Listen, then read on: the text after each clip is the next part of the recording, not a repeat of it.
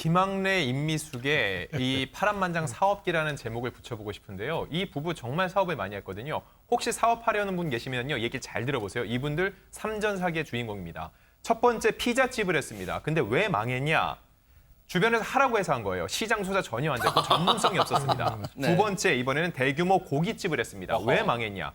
여러 친구가 돈을 모아서 했는데 망했습니다. 함부로 동업하면 안 된다는 걸 알려줍니다. 세 번째, 이번엔 미사리 라이브 카페를 열었는데 이때는 왜 망했냐? IMF가 터졌습니다. 세상에. 외부 시장에 대한 이런 조사가 전혀 없었다는 거고요. 당시 한 달 은행이자만 수천만 원 냈다고 아이고. 하는데 드디어 대망의 네 번째 사업에서 대박이 났습니다.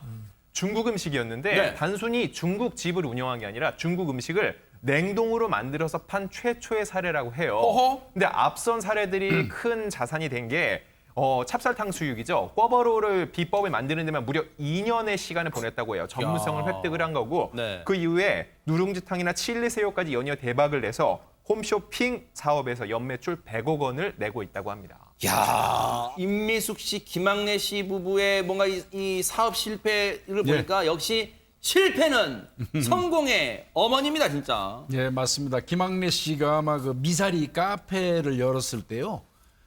믿을 만한 지인한테 돈을 투자한 것 같아요. 아하. 그런데 문제는 건축 자금 그 자체를 들고 그분이 아이고, 도망을 가버린 세상에. 거예요. 그러니까 이제 김학래 씨 입장에서는 뭐 황당하죠. 네. 그러면 이제 저런 경우에 좀 그 한 스텝, 그 한숨 좀 돌려야 되는데 네. 마음이 급했어요. 빨리 만회를 좀 해야 되겠던 거예요. 아하. 그래서 만회하려고 주변 사람들 말을 막 여기저기서 들어가지고 주식 같은 데 또 투자를 한 거예요. 아하. 그러다가 보니까 빚이 이제 한 수십억으로 늘어난 거고 거기에다가 또 김학래 씨가 사람이 좋으니까 빚보증을 써줬나 봐요. 아이고. 빚보증을 쓰는 바람에 최악의 이제 상황에 처했던 거고 그런 고생 끝에 이제 이 그 중식 사업이 대박이 나가지고 100억 빚을 청산한 거고요. 네. 이제는 뭐 돈 계속 벌고 있다고 하잖아요. 아하. 예. 김학래 씨가요, 정말 임미숙 씨 여러모로 속을 많이 썩였는데 지금은 완전히 다시 태어났다고 해도 과언이 아니랍니다. 김학래 씨 얘기 들어보시고 이어가 보도록 하겠습니다. 생일 중요합니다. 여자 생일이라는 게 국경일로 한다라는 표현 말로만 표현하지 말고 정말 그렇게 동급으로 해야 된다는 거예요.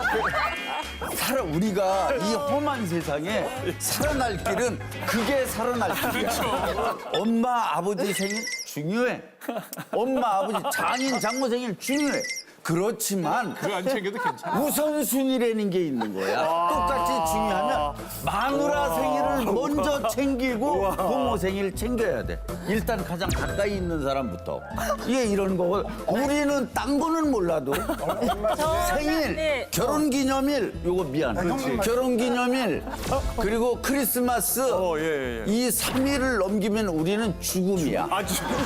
우리는 1년 3일을 위해서 삽니다.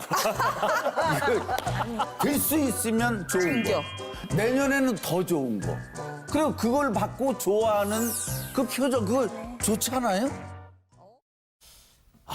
근데 아내 얘기, 아내 자랑하고 아내를 위해 산다는 얘기를 하면서 열변을 토합니다. 최진봉 교수님, 저 마음속에는 무엇이 어떤 마음이 깔려 있을까요? 죄가 있어서 그래요. 죄가 있어요. 그러니까 모 프로그램에 나와서 본인 표현이 있어 원죄 표현, 원죄가 네. 있어서 그 죄를 갚으려면 저거 한 10번 더 하셔야 됩니다. 아, 어떤 저 정도는 죄일까요? 뭐냐면 두 가지예요. 바람, 아. 외도를 했어요. 외도. 두 번째는요. 도박. 아이고. 이 남편이 제일 하지 말아야 되는 일이거든요. 아내에게 못을 박는 거예요. 대못을 박는 그 거예요. 양대산맥이잖아요. 하지 말아야 될 양대산맥. 그두 가지를 한 거예요. 근데 그래서요. 32년 동안 결혼 생활했는데 반성문만, 그러니까 각서라고 그러죠. 보통 네. 이제 남편들이 잘못하면 아내들이 각서 쓰라고 그러잖아요. 앉혀놓고 각서만 119통 썼대요. 아니 그 드라마에만 등장한다는 각서 진짜 각서 써요, 네, 진짜로. 각서를 썼어요. 갑자기 실제 흐름 TV 프로그램에 아. 보여줬어요. 어허. 각서 쓴 거를. 119통. 그리고 이제는 바람은 안 핀대요. 그러니까 이게 김학래 씨 입장에서 임미숙 씨가 떠나지 않고 그래도 끝까지 본인하고 살아준 것만 해도 저렇게 입에 침이 마르도록 칭찬하는 건 당연히 해야 되고요. 매년 새로운 것 선물하는 게 맞다고 생각하는데 네. 근데 임미숙 씨도 재미있는 표현을 쓰셨어요. 뭐라고 그랬냐면 그래도 남편이 최고돼요. 그러니까 본인한테 그렇게 힘들게 했는데 이제는 바람 안 피고 돌아와서 회개하고 본인하고 행복하게 사는 게 너무 좋다. 그래서 애정, 미움도 사랑의 한 표현이라고 얘기를 하고 있고요. 네. 처음에 김학래 씨를 결혼했을 때 아들처럼 느껴졌대요. 맨날 사고 치고 이러니까 그래도 요즘은 이제 나이가 드니까 손주처럼 느껴진대요. 아이고. 안에 손길이 없으면 한순간도 살 수 없는. 그러니까 저는 나이 들면서 그런 느낌이 점점 들어요. 아내가 저를 돌본다는 느낌이. 어쨌든 그런 상황으로 본다고 하면 김학래는 그냥 죽었다고 사는데 임미숙 씨가 그런 얘기를 해요. 또 김학래 씨가 죽었다고 생각하니까 너무 슬프다. 아하. 그 말은 그만큼 김학래 씨에 대한 사랑은 지금도 계속되고 있다. 그래서 김학래 씨가 이런 얘기를 했어요. 수많은 사업을 해봤지만 실패 많이 했잖아요. 그렇죠. 물론 중국 음식에서 이제 성공을 했지만 그렇죠, 네. 성공한 비즈니스 중에 가장 잘한 게 결혼이다. 야. 그렇게 얘기했습니다. 정말 임미숙 씨에 대해서 아내 임미숙 씨에 대해서 정말 무한 사랑 그리고 무한 복종을 지금 외치고 있는 것 같은데 그 임미숙 씨가 그동안 얼마나 마음고생 심했겠어요. 뒤집어 보면. 그런데 이걸 모든 걸 이제 사랑으로 이 김학래 씨를 감싸주고 있습니다. 영상 만나보시고 이어가 보도록 하겠습니다. 기본이 안 되는 건 안 되는 거야. 그럼 네가 소개시켜준 기본이 안 된 놈을 해줬냐고. 소개를 못다 대고 해놓고 지가 기본이 안 됐다고 그래. 상리 오빠가 얘를 처음 해볼 때 되게 어려워했어. 아, 어려운데 어떻게 결혼을 해? 그럼 전화 통화해봐 어려운 거 아닌가? 오빠가 얘를 사랑하는 마음은 하늘을 찌르지만 미숙이 좀 어렵다? 어렵다.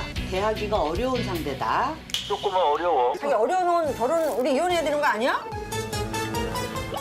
근데 그거 어려운 거하고 그거하고 무슨 관계가 아니 나를 있냐? 막 어렵지 않게 만지고 그래야 되는데 어렵다고 안 만지면 되냐고. 알았어, 오빠 끊어. 아니 뭘 끊어. 이 양반이니까 이혼해야 생겨서 지금 열받게. 근데 네가 어려운 게 있다니까. 그래서 집에 안 들어왔구나. 내가 어려우니까. 또 쟤는 저렇게 그럼 이혼해야 되지 뭐. 화나지. 저 두 분의 결혼 생활이 벌써 32년째입니다. 정말 그간의 강산 3번 변할 정도에 벌써. 싸운 부부애가 얼마나 될지 감히 정말 상상도 할 수 없는데요. 그동안 생사고락을 함께 하다 보니까 두 분의 전후에도 남다르지 않을까 이런 생각도 듭니다. 그런데 임미숙 씨가요. 굉장히 통이 크시더라고요. 김학래 씨 환갑때 선물을 6천만 원 현금을 주셨다고 하는데 이 돈으로 평소 타고 다니던 차 사라 이렇게 얘기를 하셨다는 거예요. 네. 그 돈으로 진짜 김학래 씨가 2억 5천만 원짜리 고급 외제차를 구입을 하셨다고 하고요. 임미숙 씨는 그래도 젊었을 때 하루라도 젊었을 때 하고 싶은 거 해주고 싶었다 이렇게 찐 애정을 보여주셨습니다. 네. 생각해보세요. 도박, 외도, 연이은 사업 실패, 사실 이혼 사유가 꽤 많습니다. 왜 부부싸움은 칼로 물베기라고 하는데 물도 얼음이 되면은 쪼개지잖아요. 결국 냉각기가 길어지면은 살 수 없다는 얘기예요. 근데 이 유독 개그맨 부부들은 헤어지지 않거든요. 그 이유가 뭘지 생각해보면 뭘까요? 지금 얘기하는데도 유머가 있고 여유가 있습니다. 아. 서로를 웃게 만들어주는 거. 사실 요즘 웃을 일이 별로 없는데 맞아요. 부부간에라도 웃게 해주면은요 이 사회가 가정이 좀 더 행복하지 않을까 싶습니다. 네.